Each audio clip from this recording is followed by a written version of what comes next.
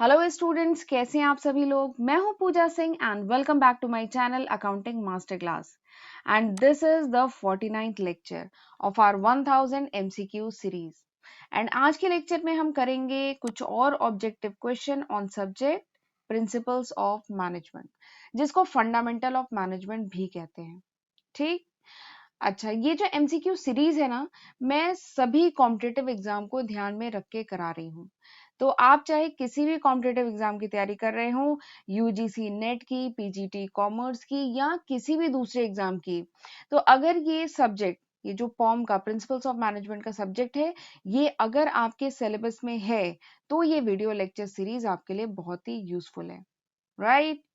और आपके लिए मैंने 250 से भी ज़्यादा video lectures on different subject already मैं अपने चैनल पे अपलोड कर चुकी हूँ और बहुत सारे वीडियोस पाइपलाइन में हैं। तो ज़रूर इनका फ़ायदा उठाइए, इनकी हेल्प से खुद भी पढ़िए और अपने फ्रेंड्स के साथ भी इन्हें ज़्यादा से ज़्यादा शेयर करिए। और अगर मेरे चैनल पे पहली बार आए हैं तो ज़रूर मेरे चैनल को सब्सक्राइब करिएगा, ठीक है? क्योंकि बाद में आप भूल जाएँगे, और नोटिफ़िकेशन बेल भी प्रेस करना बहुत ज़रूरी है ताकि जब भी मैं अपना नया वीडियो डालूँ तो आपको नोटिफ़िकेशन मिल जाए, राइट? और एक बात और कि अगर आपको मेरे जो यूट्यूब पर जितने भी अपलोडेड वीडियोज़ हैं, अगर उनके पीडीएफ फॉर्म में नोट्स चाहिए, then you can ping me on my Telegram ID. आप मुझे मेरी टेलीग्राम आईडी पे पिंग कर सकते हैं, ठीक है? जो आपको डिस्क्रिप्शन में मिल जाएगी। तो चलिए फिर बिना टाइम वेस्ट किए हम आज का लेक्चर स्टार्ट करते हैं। फर्स्ट क्वेश्चन, पहला क्वेश्चन है, dash is called the father of scientific management, यानी किसको कहा जाता है father of scientific management. Option है Henry Fayol, F W Taylor, Max Weber और एल्टन मायो। ठीक है, ये चार ऑप्शन दिए गए हैं। आपसे पूछा गया है कि फादर ऑफ साइंटिफिक मैनेजमेंट किसको कहा जाता है। तो जरा मैं इन चारों ही ऑप्शन के बारे में आपको बता देती हूँ, ठीक है? तो आपको खुद ही पता चल जाएगा इसमें से फादर ऑफ साइंटिफिक मैनेजमेंट कौन है। सबसे पहला है हेनरी फ्यूल। तो जो हेनरी फ्यूल है ना, उन्हें कहा गया था कि he is the father of modern operational management. ये जो हेनरी फ्यूल है, he is the father of modern operational management, या जिनको फादर ऑफ एडमिनिस्ट्रेटिव मैनेजमेंट भी कहा गया है। ठीक है, क्यों? क्योंकि उन्होंने ऑपरेशनल मैनेजमेंट की थ्योरी दी थी। हेनरी फ्यूल ने ऑपरेशनल मैनेजमेंट की थ्योरी दी थी या एडमिनिस्ट्रेटिव थ्योरी दी थी मैनेजमेंट की। ठीक है, इसलिए इनको कहा जाता है फादर ऑफ एडमिनिस्ट्रेटिव मैनेजमेंट। और फ्यूल के 14 प्रिंसिपल बहुत इंपॉर्टेंट है, उस पर क्वेश्चन आता ही आता है। फ्यूल के 14 प्रिंसिपल, ठीक है? तो फ्यूल ने एडमिनिस्ट्रेटिव थ्योरी दी थी। अगला मैक्स वेबर। ये जो मैक्स वेबर थे, इन्होंने ब्यूरोक्रेसी की थ्योरी दी थी। ये जो मैक्स वेबर है, इन्होंने ब्यूरोक्रेसी की थ्योरी दी थी। इन्होंने कहा था कि bureaucratic structure is the most efficient form of structure for all type of organization. यानी जितने भी टाइप के ऑर्गेनाइजेशन होते हैं, उसमें जो ब्यूरोक्रेटिक स्ट्रक्चर होता है, this is the most efficient form of structure. ठीक है, तो इन्होंने ब्यूरोक्रेसी की थ्योरी दी थी। अगला है एल्टन मायो। एल्टन मायो ने भी मैनेजमेंट की थ्योरी दी थी। ठीक है, और उन्होंने इस हाइपोथेसिस को प्रमोट किया था कि जो वर्कर्स हैं वो मोटिवेट होते हैं by social and relational forces. जो वर्कर्स हैं वो सोशल एंड रिलेशनल फोर्सेस से ज्यादा मोटिवेट होते हैं rather than financial and environmental condition. Financial and environmental condition से ज्यादा जो वर्कर है सोशल एंड रिलेशनल फोर्सेस से मोटिवेट होते हैं। ये एल्टन मायो ने कहा था। ठीक। अगला क्या है, F W Taylor. F W Taylor जो है, उनका पूरा नाम है फेडरिक विल्सलो टेलर। ठीक है, ये एक अमेरिकन मैकेनिकल इंजीनियर थे। He is called the father of scientific management. इनको कहा गया था फादर ऑफ साइंटिफिक मैनेजमेंट क्योंकि इन्होंने साइंटिफिक मैनेजमेंट थ्योरी दी थी। ठीक, तो ये मैंने चारों के बारे में बता दिया है। तो अब मेरे ख्याल से आप बता सकते हैं which one is the correct answer. तो option B is the correct answer. Option B correct answer है, F W Taylor. F W Taylor is called the father of scientific management. इनको कहा गया था फादर ऑफ साइंटिफिक मैनेजमेंट। इन्होंने scientific management की theory दी थी। इन्होंने साइंटिफिक मैनेजमेंट के टूल्स और एलिमेंट्स एक्सप्लेन किए थे। ठीक है, तो यानी ऑप्शन कौन सा सही है? Option B is the correct answer. ठीक। अच्छा, जो मैं क्वेश्चंस है ना, मेरा पर्पस केवल आंसर बताने का नहीं है। क्योंकि कोई ज़रूरी नहीं है कि एग्ज़ाम में यही क्वेश्चन आए। क्या पता एग्ज़ाम में पूछ ली जाए कि ब्यूरोक्रेसी की थ्योरी किसने दी थी, या एडमिनिस्ट्रेटिव थ्योरी, या फादर ऑफ एडमिनिस्ट्रेटिव मैनेजमेंट कौन है, ठीक है? तो मेरा पर्पज़ है कि इस क्वेश्चन के थ्रू मैं जितने भी ऑप्शन है ना, सबके बारे में थोड़ा-सा आपको डिटेल में बता सकूँ।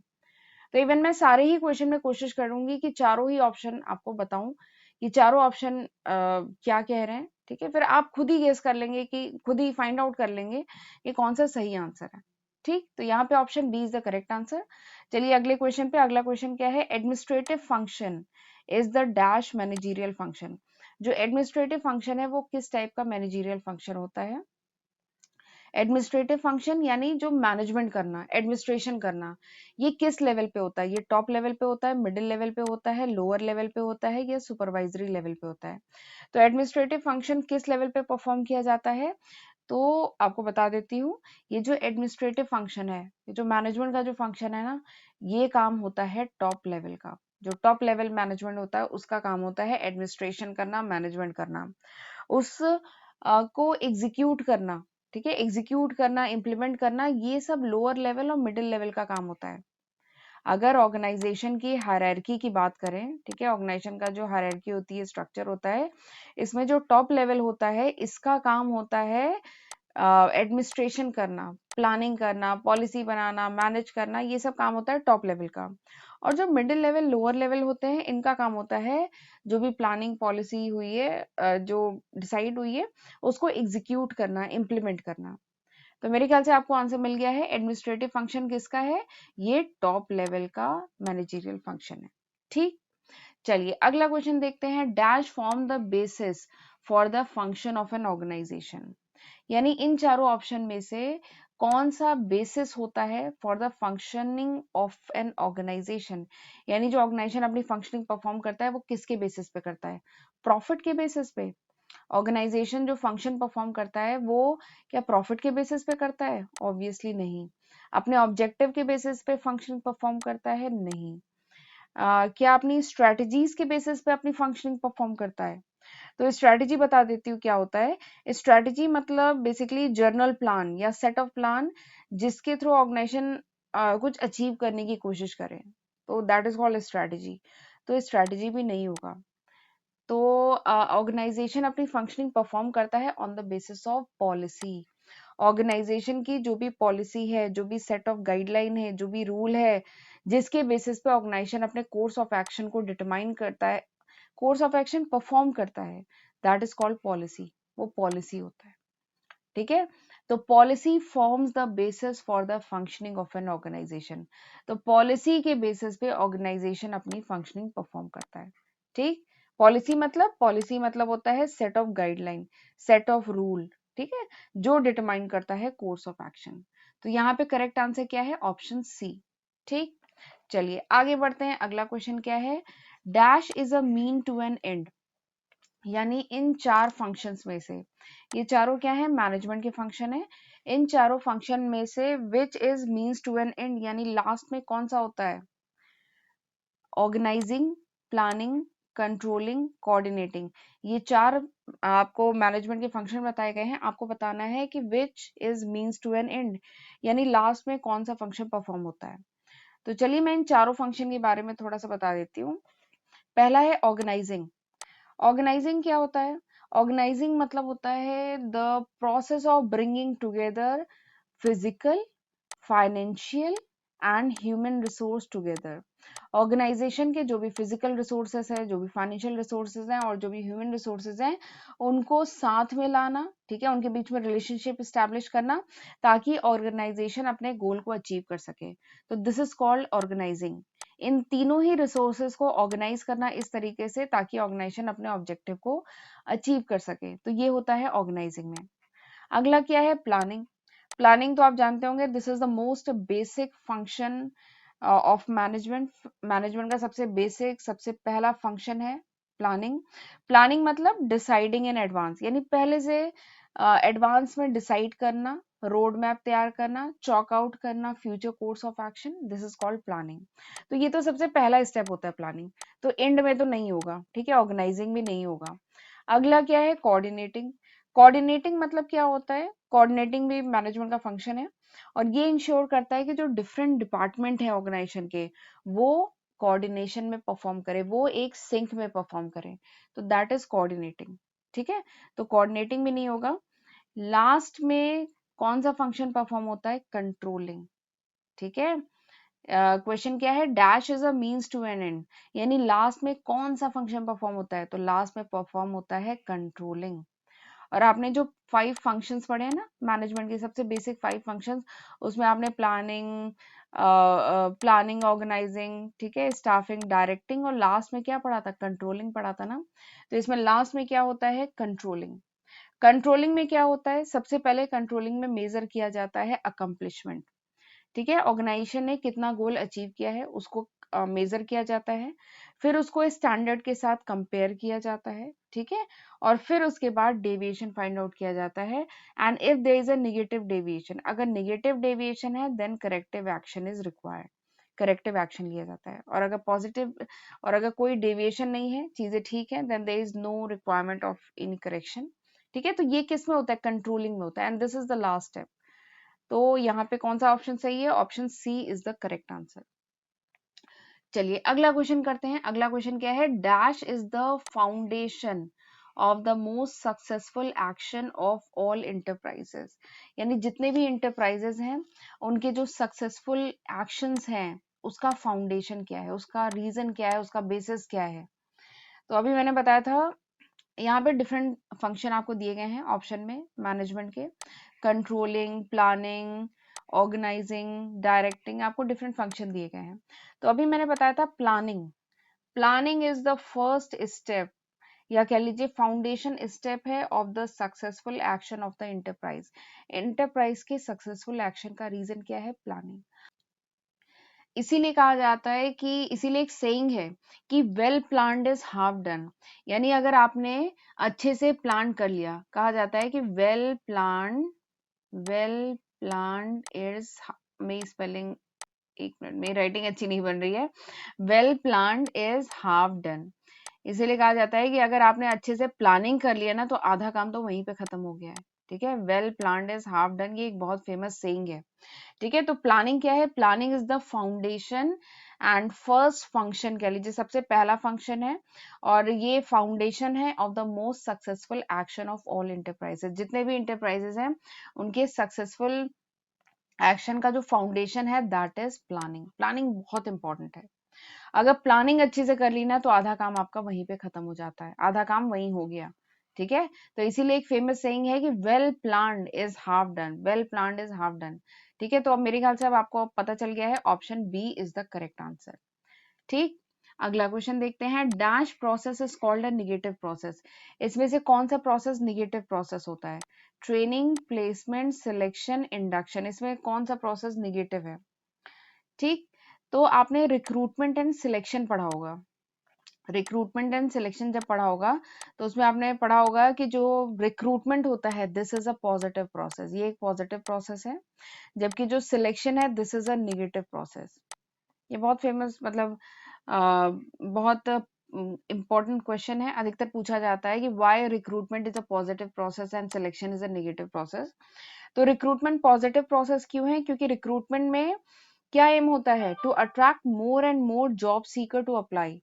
रिक्रूटमेंट के थ्रू क्या होता है? ज्यादा से ज्यादा जॉब सीकर को प्रमोट किया जाता है कि वो जॉब के लिए अप्लाई करें, तो वो रिक्रूटमेंट है, वो पॉजिटिव प्रोसेस है। लेकिन selection is a negative process, क्यों?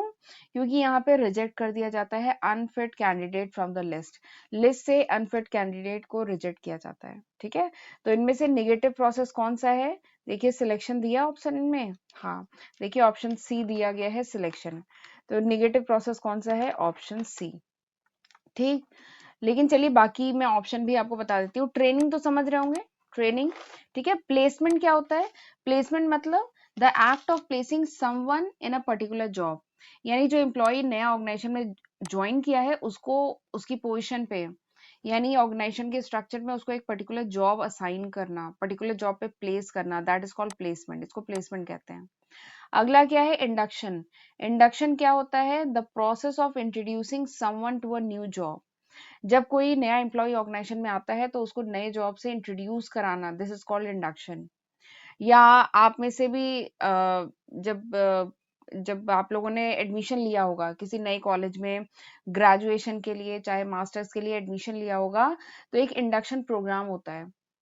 उसके थ्रू क्या होता है, स्टूडेंट्स को कॉलेज से इंट्रोड्यूस कराया जाता है। ठीक है, जब भी आप एमबीए, बीबीए या बीकॉम, एमकॉम में एडमिशन लेते हैं किसी नए कॉलेज में, तो स्टार्टिंग के 2-3 डेज क्या होता है, इंडक्शन प्रोग्राम चलता है। इंडक्शन प्रोग्राम के थ्रू आपको इंट्रोड्यूस कराया जाता है मतलब आपको कॉलेज से इंट्रोड्यूस कराया जाता है, क्योंकि आपके लिए कॉलेज कंप्लीटली नया है। कॉलेज की क्या पॉलिसीज है, क्या हिस्ट्री रही है, कितने टीचर्स हैं, आपका करिकुलम क्या है, ठीक है, सारी चीजें आपको बताई जाती हैं। ठीक है, ऐसी कंपनीज में होता है, जब कोई नया एम्प्लॉय ऑर्गेनाइजेशन ज्वाइन करता है तो एक इंडक्शन प्रोग्राम चलता है जिसके थ्रू एम्प्लॉय को ऑर्गेनाइजेशन से इंट्रोड्यूस कराया जाता है, तो दैट इज इंडक्शन, उसे इंडक्शन कहते हैं। ठीक है, तो यहाँ पे पूछा गया है ये कौन सा प्रोसेस नेगेटिव प्रोसेस है, तो selection is a negative process, तो option C is the correct answer. ठीक, चलिए अगला क्वेश्चन देखते हैं। अगला क्वेश्चन क्या है, control by exception is also known as, control by exception का दूसरा नाम क्या है, management by exception, management by objective, decision making, MIS, management information system. तो आपको बताना है कंट्रोल बाय एक्सेप्शन। ठीक है, this is also known as, control by exception का दूसरा नाम क्या है, ये पूछा गया है। चारों ऑप्शन बता दिए हैं मैंने, तो चलिए मैं बताती हूँ। आपने पढ़ा होगा एमबीओ, एमबीओ क्या है, मैनेजमेंट बाय ऑब्जेक्टिव। एंड इसी के साथ आपने एक और पढ़ा होगा एमबीई, एमबीई क्या है, मैनेजमेंट बाय एक्सेप्शन। ठीक है, एमबीओ और एमबीई पढ़ा था ना। तो बता देती हूँ, ये जो कंट्रोल बाय एक्सेप्शन है ना, this is the other name of MBE. ये जो कंट्रोल बाय एक्सेप्शन है, ये किसका दूसरा नाम है, एमबीई, मैनेजमेंट बाय एक्सेप्शन का दूसरा नाम है। ठीक है, ये क्या है, एमबीई क्या है, MBE management by exception basically एक स्टाइल है बिजनेस मैनेजमेंट की, जिसमें फोकस होता है किस पे, on identifying and handling cases that deviate from the norm.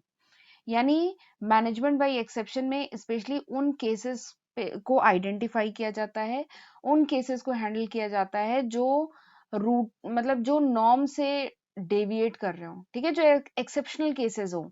ठीक है, इसीलिए इसका नाम क्या है, मैनेजमेंट बाय एक्सेप्शन। यानी यहाँ पे उन केसेस को स्पेशली हैंडल किया जाता है, उन केसेस को आइडेंटिफाई किया जाता है जो एक्सेप्शनल केसेस हो, जो नॉर्म से डेविएट कर रहे हो, तो उनको कहा जाता है एमबीई। इस टाइप की जो मैनेजमेंट की जो स्टाइल है, इसको एमबीई कहा जाता है। ठीक है, and even MBE is the best practice by project management method. ये प्रोजेक्ट मैनेजमेंट की एक बहुत ही अच्छा मेथड है एमबीई। ठीक है, मैनेजमेंट बाय एक्सेप्शन। तो मेरे ख्याल से अब आपको आंसर मिल गया है, कंट्रोल बाय एक्सेप्शन का दूसरा नाम क्या है, एमबीई, मैनेजमेंट बाय एक्सेप्शन। ठीक है, तो option A is the correct answer. अगला क्वेश्चन क्या है, dash is concern with the total manner in which manager influence the action of subordinate. यानी किसके थ्रू।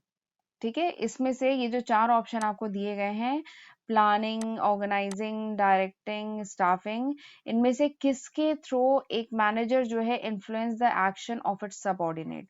एक मैनेजर अपने सबऑर्डिनेट के एक्शन को इन्फ्लुएंस कर सकता है या करता है, किसके थ्रू, प्लानिंग के थ्रू, ऑर्गेनाइजिंग के थ्रू, डायरेक्टिंग के थ्रू, की स्टाफिंग के थ्रू। तो चलिए मैं चारों ही ऑप्शन आपको बता देती हूँ। वैसे this is an easy question, ये बहुत आसान क्वेश्चन है, आप बता सकते हैं, पर चलिए मैं बता रही हूँ आपको। प्लानिंग क्या है, प्लानिंग हम जानते हैं, डिसाइडिंग इन एडवांस, पहले से फ्यूचर कोर्स ऑफ एक्शन के लिए डिसाइड करना, दिस इज प्लानिंग। ऑर्गेनाइजिंग बताया था, physical, financial and human resources को साथ में इकट्ठा करने का जो प्रोसेस होता है ताकि ऑर्गेनाइजेशन के ऑब्जेक्टिव को अचीव किया जा सके, दैट इज ऑर्गेनाइजिंग। ठीक, स्टाफिंग क्या है, स्टाफिंग मतलब मैनिंग द ऑर्गेनाइजेशन स्ट्रक्चर, यानी ऑर्गेनाइजेशन स्ट्रक्चर को मैन करना, मतलब यानी कि ऑर्गेनाइजेशन स्ट्रक्चर में मतलब रिक्रूटमेंट, स्टाफिंग मतलब रिक्रूट करना, सिलेक्शन करना, ट्रेनिंग देना, तो वो सब स्टाफिंग का पार्ट होता है।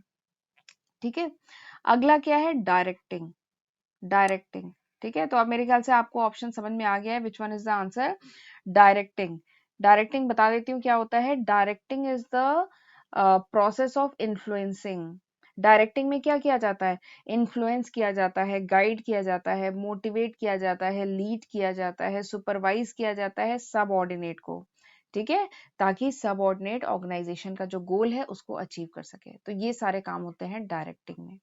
तो अब मेरे ख्याल से आपको ऑप्शन समझ में आ गया है कौन सा आंसर सही है। क्वेश्चन क्या है कि इनमें से कौन सा है, कौन सा फंक्शन है जिसके थ्रू मैनेजर इन्फ्लुएंस करता है एक्शन ऑफ सबऑर्डिनेट। तो directing is the action through which manager influence the action of its subordinate by, कैसे इन्फ्लुएंस करता है, बाय गाइडिंग, मोटिवेटिंग, सुपरवाइजिंग। ठीक है, तो दिस इज डायरेक्टिंग। तो option C is the correct answer. अगला question क्या है, dash refers to the process of passing information from one person to another and its understanding. यानी किस प्रोसेस के थ्रू इंफॉर्मेशन को पास किया जाता है एक पर्सन से दूसरे पर्सन पे। ठीक है, एंड इट्स अंडरस्टैंडिंग किस प्रोसेस के थ्रू पास किया जाता है, प्लानिंग के थ्रू, कम्युनिकेटिंग के थ्रू, कंट्रोलिंग के थ्रू कि मोटिवेटिंग के थ्रू, किसके थ्रू पास किया जाता है।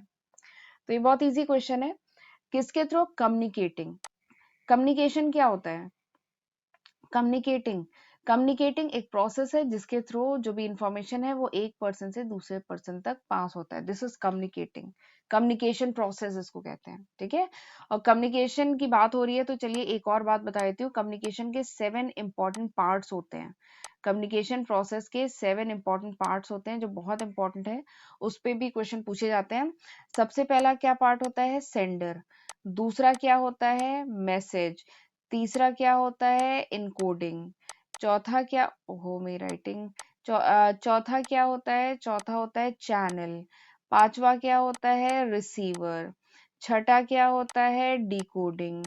सातवां क्या होता है, फीडबैक। ठीक है, तो ये 7 स्टेप्स होते हैं, 7 स्टेप्स नहीं, 7 पार्ट कह सकते हैं कम्युनिकेशन प्रोसेस के। ठीक है, तो यहाँ पे आपको मेरे ख्याल से आंसर अब मिल गया है। आंसर क्या है, option B is the correct answer. Communicating is the process of passing information from one person to another person. ठीक है, तो यहाँ पे ऑप्शन बी आपका सही आंसर है। तो this was the last question of this lecture. ये आज के लेक्चर का आखिरी क्वेश्चन था और मुझे उम्मीद है कि आज जितने भी हमने क्वेश्चन डिस्कस किए हैं वो आपको अच्छे से समझ में आए होंगे। तो ज़रूर मुझे कमेंट करके और इस वीडियो को लाइक करके मुझे ज़रूर बताइएगा कि हाउ वाज दिस लेक्चर। और एक बार मेरे चैनल पे जाके प्लेलिस्ट ज़रूर चेक करिएगा। और मुझे उम्मीद है कि आप जो भी वीडियो सर्च कर रहे हैं पढ़ने के लिए वो आपको मेरे चैनल पे मिल जाएगी। और अगर ना मिले तो मुझे पिंग करके कमेंट सेक्शन में बताइएगा और मैं कोशिश करूंगी कि उस टॉपिक को कवर करूं जल्द से जल्द। ठीक है, so thank you and God bless you, see you in next lecture.